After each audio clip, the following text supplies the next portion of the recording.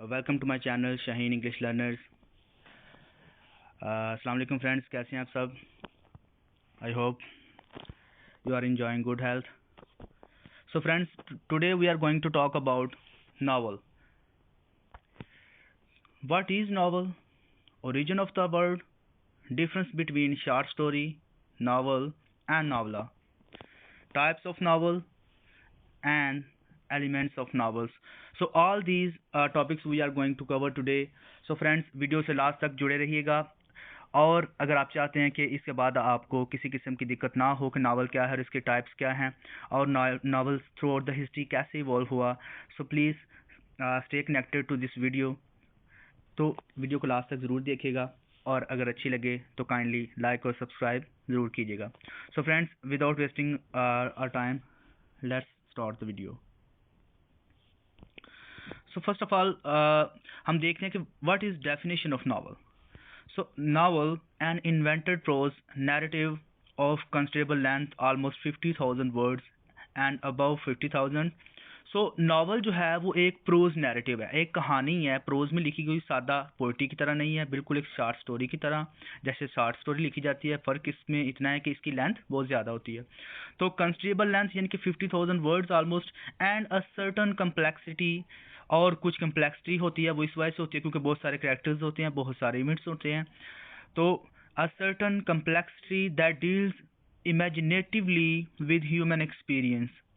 तो human experience ज़ाहिर होता है जो कुछ भी हम सोसाइटी में देखते हैं, usually through a connected sequence of events. तो कनेक्टेड सीक्वेंस ऑफ इवेंट्स होते हैं, बहुत सारे इवेंट्स होते हैं, और जैसे ज़ाहिर है जैसे हम शॉर्ट स्टोरी में एक इवेंट होता है, हम सिंगल सिटिंग में उसको देख सकते हैं, पढ़ सकते हैं, सॉरी। और अगर हम नावल की बात करें तो ज़ाहिर है इसमें बहुत सारी सिटिंग्स की ज़रूरत पड़ती है हमें। तो sequence of events involving a group of persons in a specific setting. तो ओवरऑल इस डेफिनेशन से हम अगर देखें तो नावल क्या है, एक लॉन्ग स्टोरी है जो ऑलमोस्ट 50,000 वर्ड्स या इससे अबव वर्ड्स होते हैं, जिसमें बहुत सारे करेक्टर्स होते हैं और कम्प्लेक्स होती है, क्योंकि बहुत सारे इवेंट्स होते हैं, करेक्टर्स कुछ फ्लैट्स होते हैं, कुछ करेक्ट जो है वो कम्प्लेक्स होते हैं। तो जिसकी वजह से बहुत ज़्यादा इवेंट्स को जो है वो साथ साथ लेके चला जाता है। तो ये आप ये समझ लें, शॉर्ट स्टोरी का तो हर किसी को पता है, एक छोटी सी स्टोरी होती है जिसमें कोई मोरल लेसन होता है या जैसे भी होता है। तो नावल जो है ये सिंगल इवेंट नहीं होता शॉर्ट स्टोरी की तरह, ये लॉन्ग बहुत सारे इवेंट्स मिलाए जाते हैं, करेक्टर्स मिलाए जाते हैं, और वाइड सेटिंग होती है, पॉइंट ऑफ व्यू होता है, प्लॉट होता है, तो अच्छे तरीके से इसको डिस्कस किया जाता है। आई होप कि नावल आपकी डेफिनेशन से आपको नावल की समझ आ गई होगी। तो ओरिजिन, अगर हम ओरिजिन की बात करें तो the term novel is a truncation of the Italian word novella. So Italian word से ये जो है इवॉल्व हुआ है, novella, from the plural of Latin नावलस।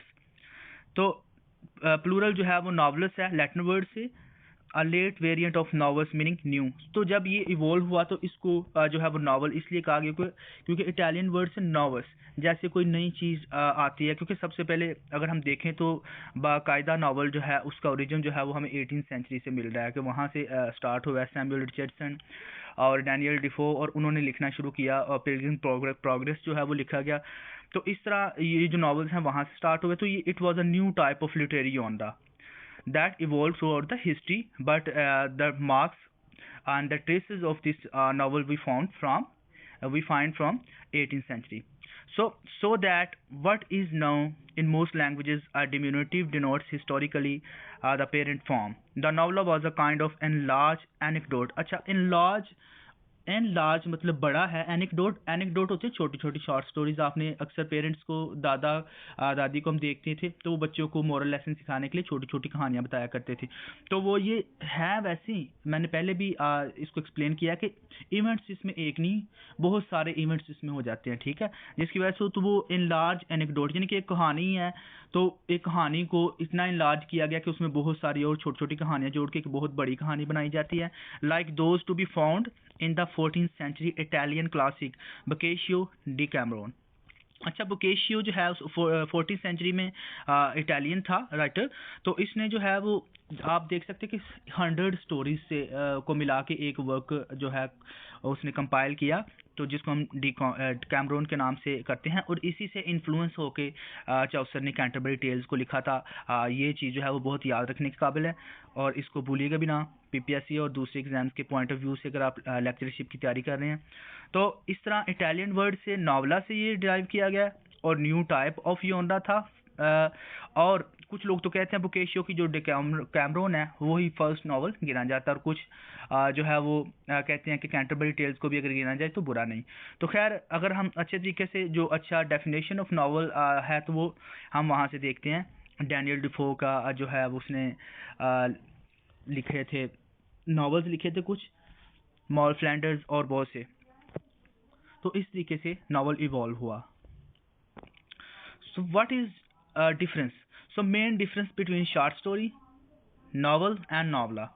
The main difference between short story and novel is their length. बिल्कुल length की वजह से डिफरेंट होते हैं। A short story is generally shorter than a novel as it is intended to be read in a single setting.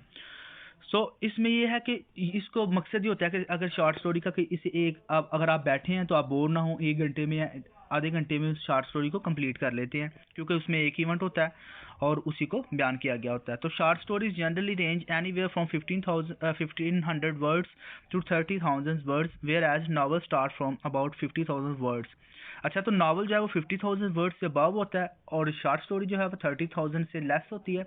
और अगर हम बात करते हैं तो अगर नावला की, तो नावला इन दोनों के दरमियान होता है, शॉर्ट स्टोरी से बड़ा होता है और नावल से छोटा होता है। जैसे कि नावल जो है 50,000 वर्ड से है, और ये जो है वो 30,000 से 45,000 टू 50,000 वर्ड्स के अंदर अंदर होता है। तो जैसे अगर हम नावला की बात करें तो आपने चार्ल्स उसका जोसेफ कॉनराड का हार्ट ऑफ डार्कनेस पढ़ा होगा, तो वो नावल है।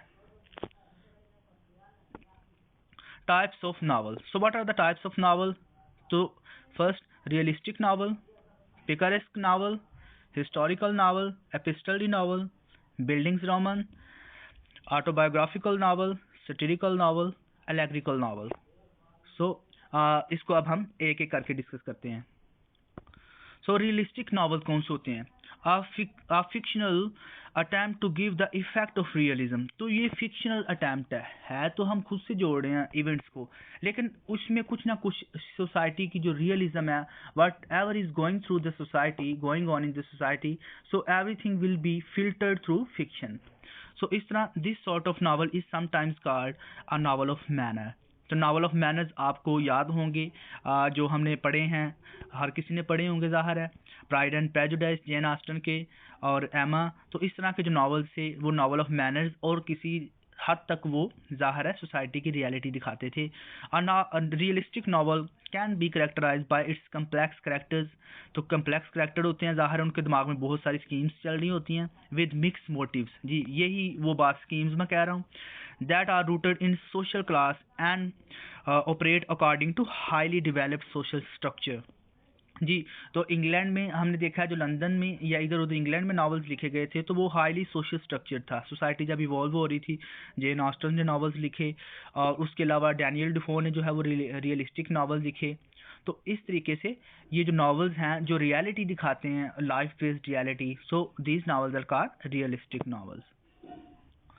So picaresque novels. So what are the picaresque novels? Picaresque novels, a picaresque novel relates the adventures of eccentric or disreputable hero. अच्छा, तो वैसे हम जो है वो हीरो को बड़ा अच्छे तरीके से पर्सोनिफाई किया जाता है, हीरो बहुत नेक है, हीरो बहुत अच्छा है, तो हीरो की बहुत अच्छी क्वालिटीज़ हैं। तो ऐसा इसमें नहीं होता। एक्चुअली यहाँ पर एक विलन की क्वालिटीज़ दिखाई जाती हैं कि विलन कैसे काम करता है।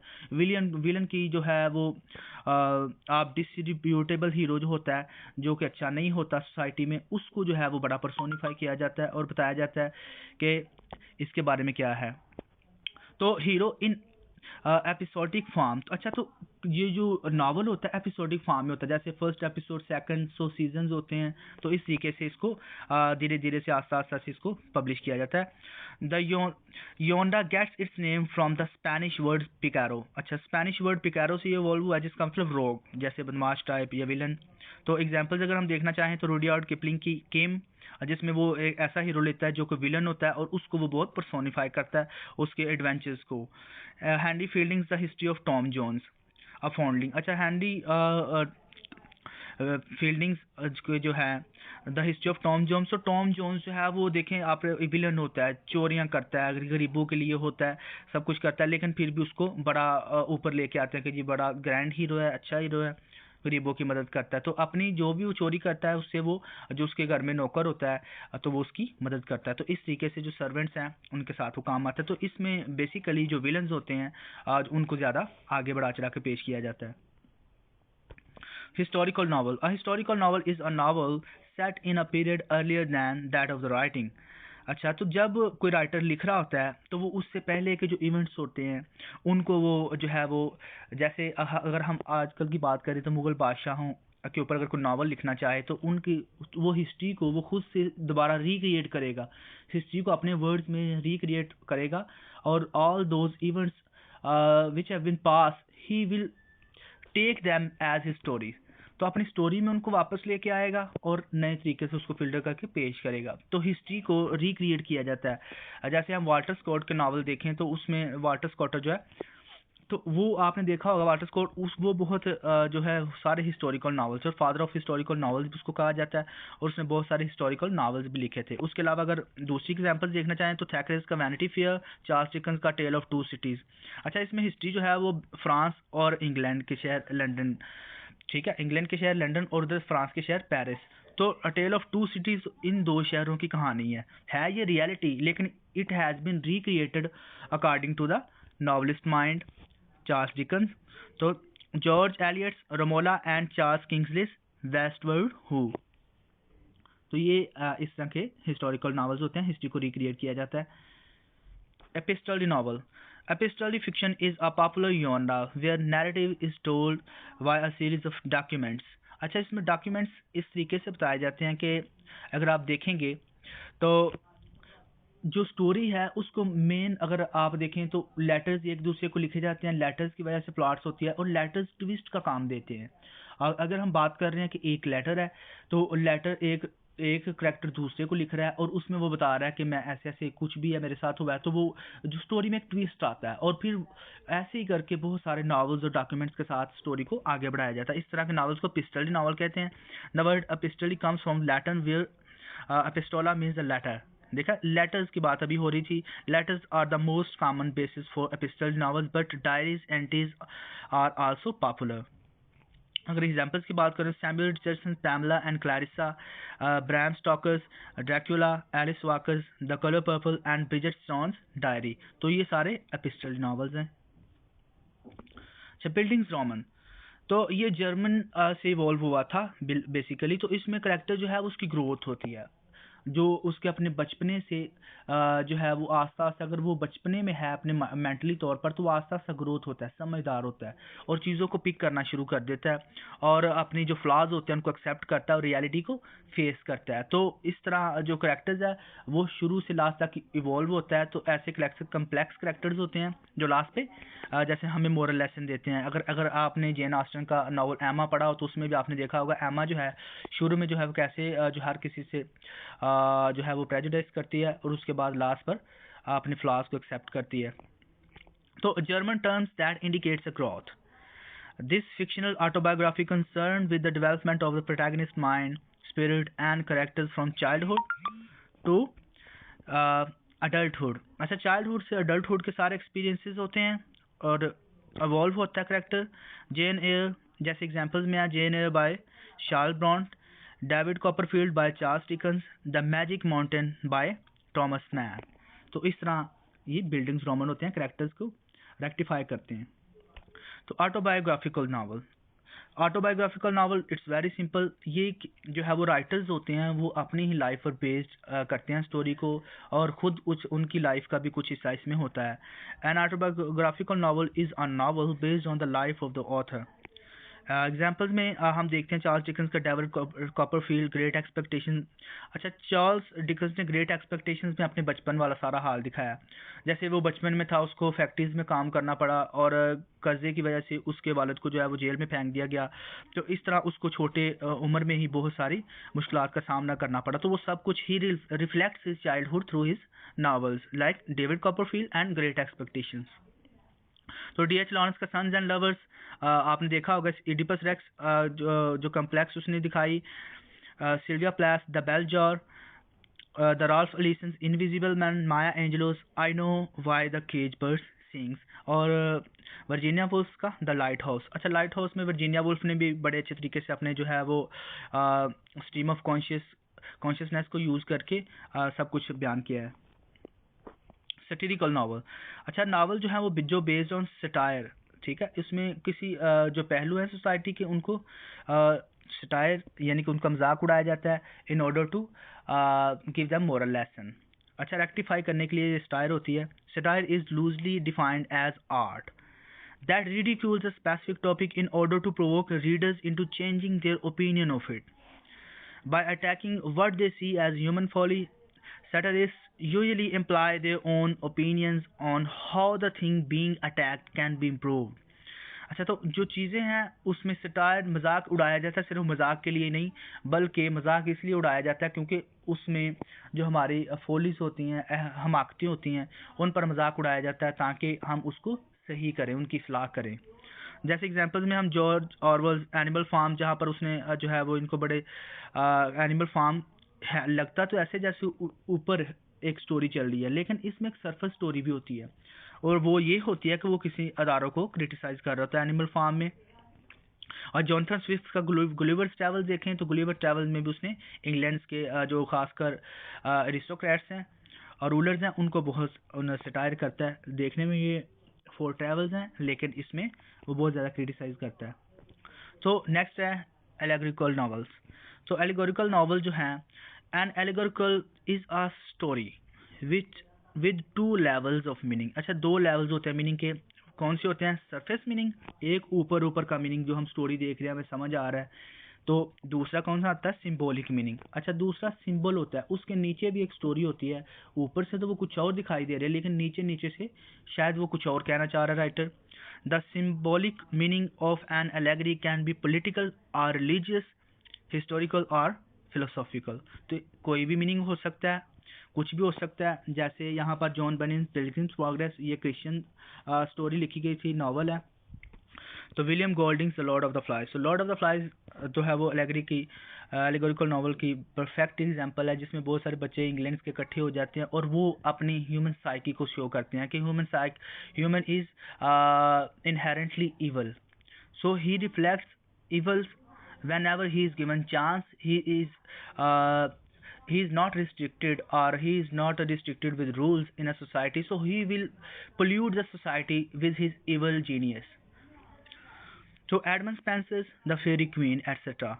So ये सारी एग्जांपल्स हैं एलेगोरिकल नॉवल की। तो और भी बहुत सारी फ्रेंड्स टाइप्स हैं, लेकिन ये जो मेजर टाइप्स हैं ये आज डिस्कस किए हैं और ये भी हमने सीरीज शुरू की हुई है। इस सीरीज़ में इंशाल्लाह हम जो है वो बहुत सारे योनडास के टाइप्स, योनडास को, फिर लिटरेरी डिवाइसेस को और आस्ता आस्ता लिंग्विस्टिक्स की तरफ भी आएंगे। तो please stay connected. If you want to watch more videos please like and subscribe the channel. Oh sorry, एक तो रह गया इसमें, a novel can accommodate an almost infinitive number. अच्छा, एलिमेंट्स भी होते हैं नावल के, तो इसमें क्या है? A novel can accommodate an almost infinite number of elements. Some of the novels typical elements though are the story और प्लॉट। अगर हम इसमें देखें, जैसे स्टोरी होती है, प्लॉट होती है, करेक्टर्स होते हैं, सेटिंग होती है, नैरेटिव होता है, मेथड होता है और उसमें पॉइंट ऑफ व्यू होता है, एंड द स्कोप और डायमेंशन। तो ये सारे जो हैं वो एलिमेंट्स होते हैं नावल के, ये सारी चीज़ें हम नावल में देखते हैं। So thanks for watching friends. तो अगर आप इस तरह की बहुत ज़्यादा से ज़्यादा वीडियोस देखना चाहते हैं तो kindly stay connected with my channel, like and subscribe my channel. ये हमने सीरीज़ शुरू की हुई है, तो इंशाल्लाह इस सीरीज़ में हम आगे जो है वो बहुत सारे लिटरेरी जॉनरास को डिस्कस करेंगे, उनके टाइप्स को डिस्कस करेंगे, उसके बाद जो है वो लिटरेरी डिवाइसेस डिस्कस करेंगे और हम लिंग्विस्टिक्स और लिटरेचर को भी डिस्कस करेंगे। तो हर किस्म का ग्रामर को भी डिस्कस करेंगे। हर किस्म की वीडियो जो है वो इंग्लिश रिलेटेड देखने के लिए चैनल को प्लीज़ लाइक एंड सब्सक्राइब करें और please stay connected with our channel. Thanks for watching.